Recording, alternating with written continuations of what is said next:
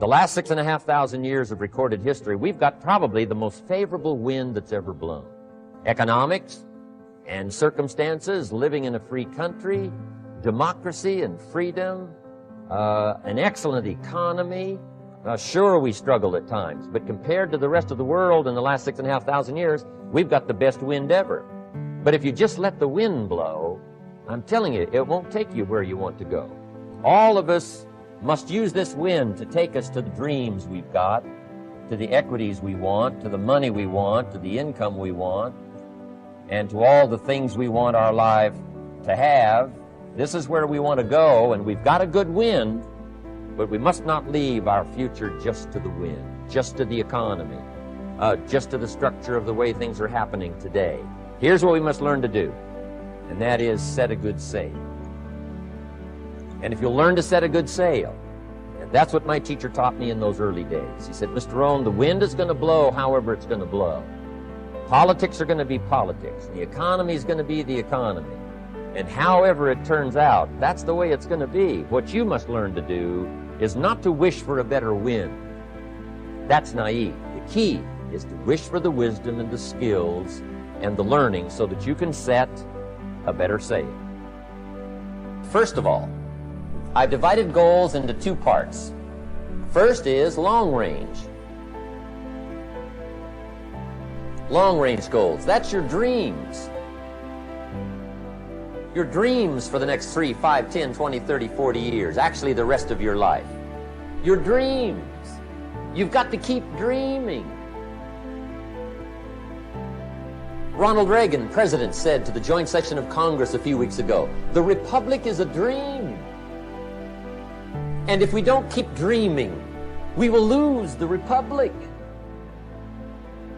Your better future is a dream for yourself and for your family. Where do you want to go? What do you want to do? What do you want to be? What do you want to see? You've got to dream dreams. There's a Bible phrase that says, without dreams and visions, people perish. You've got to have something to go for that inspires the heart and the soul. Dreams. From the children of Sanchez, it says, take the crumbs from starving soldiers, they won't die. Take the bread from hungry children, they won't cry. But without dreams, we all will die. You've got to dream. Don't lose your dream. For yourself, for your future, for your family. The dreams of love and enterprise and travel and doing things. Becoming something unique on your journey here. Don't lose your dreams. Do some dreaming. That's long-range goals. You've got to have those. So that's number one. Here's the second part of goals, short-range. Short-range goals. That's your goals for tomorrow, this week, this month, this year, the immediate future. We call these confidence builders. Because if you set up something short-range, go for it. Get it. Latch onto it. Work hard. Accomplish it. That starts building your strong feelings to go for your dreams. Now, there are two qualities that can increase your chances of success. Two very important qualities. Number one, patience. Number two, persistence. Let's talk about patience for a moment. Patience is what? Learning to handle the passing of time. Now, once you've had an appetite for success and you start going for it, now you've got to learn to handle the passing of time. Here's why. It takes time. It takes time to build a corporate work of art. It takes time to build a symphony orchestra with flawless music and harmony that sends you on flights of ecstasy. To be remembered long after the orchestra has shut down and the lights have gone out. It takes time to put harmony together. It takes time to build a life. It takes time to build an enterprise. It takes time to get through school. It takes time to develop and grow. So give your enterprise time. Give your business time. If you're in management, give your people time. If you're a parent, give your kids time. Don't be too short, too quick. Give them time. Now, not forever, but time. It takes time. Here's the ultimate challenge. You've got to have patience with yourself. It takes time to make changes in habit and discipline. It takes time to correct old errors in judgment and to finally give up old blame and pick up new responsibility. I'm telling you, it took me some time. I used to blame the government, blame taxes, and blame the company, and blame the marketplace. It took me a long time to give that up. That was a pretty comfortable list to explain my empty bank account, pennies in my pocket, nothing in the bank, not doing well, embarrassed by my situation. It took time to give that up and only blame myself. That took a while. So have patience with yourself, number one. And number two, while you're dealing with the passing of time, number two is to keep doing it. Be persistent. Be tenacious. Keep doing it until. As long as you are patient and persistent, it's hard to elude success. As long as you maintain patience and persistence, tenacity, there's only one person, just one person, that will draw the line between success and failure. One person, and that person is you. Most people know when they're being lied to, which they may find irritating, but they just accept it. Maybe they decide to become liars themselves. In any case, very few duels are being fought. Lying can get extremely complicated. You've really got to have an outstanding memory to be a good liar, because you're always having to create more lies that are consistent with the one you told in the first place. I'm sure we have at some time been caught up in a dilemma like that. Shakespeare had it right all along. What a tangled web we weave when at first we practice to deceive. Maybe you think I'm being a bit tough here.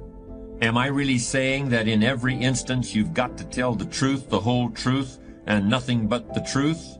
So if somebody asks me, "How are you today?"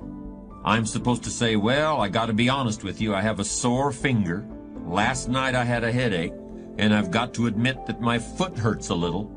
No, that's not what I mean. In fact, I think there are many times when some flexibility with the whole truth and nothing but the truth is called for.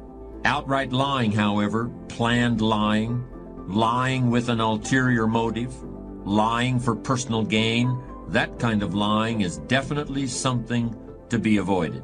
But untruthfulness is so tempting today, and I want to spend a little more time on it. I want to make a clear distinction between what I call foolish lying or silly lying or stupid lying and lying that is downright evil and poisonous to the character. Boasting, bombast, blarney, bragging, these are all the same thing. They're always floating around in the atmosphere, and they can affect you at any time like catching a cold. They're mostly harmless unless you start building a whole personality around them, which has definitely happened to some people. Some other guy scored the touchdown back in high school, but you're watching the Super Bowl with your neighbor, and you say that you did it. That's pretty harmless. You really don't know Joe, the president of XYZ Corporation. You were just introduced to him one time, but the client you're trying to impress has never even shaken hands with Joe. So here's a chance to score some points. That's pretty harmless too. You're not really the creative director of your ad agency, you're the copywriter. But a woman sitting beside you on the plane to Phoenix will never know the difference. It's harmless, unless she walks into your office someday, and it's a small world, but you'll chance it. This video is sponsored by Motivate.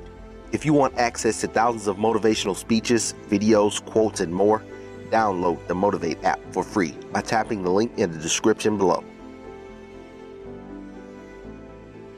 If the enemy within is controlled, then the enemy outside can do you no harm. It's time to say enough is enough. Stop feeling this way about yourself. Stop letting years and years of negative shit.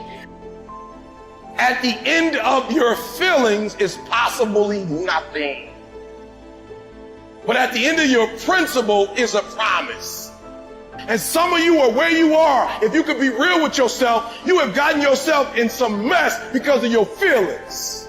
We are losing control. How how you speak to yourself determines how you act. And a lot of you guys make things harder on yourselves than what it really has to be. For example, when we talk about building a company and we talk about sacrificing the weekends and the nights out and the times with friends, the vacations. Affect who you are now. You have the power to stop it. You got to put your foot down and say, that's it. Enough is enough. Next time management essential is concentration, zeroing in. Preoccupation is fatal, both on the freeway and in business. You got to keep your mind concentrated. You don't want that to be you. So how do we go about making a change here?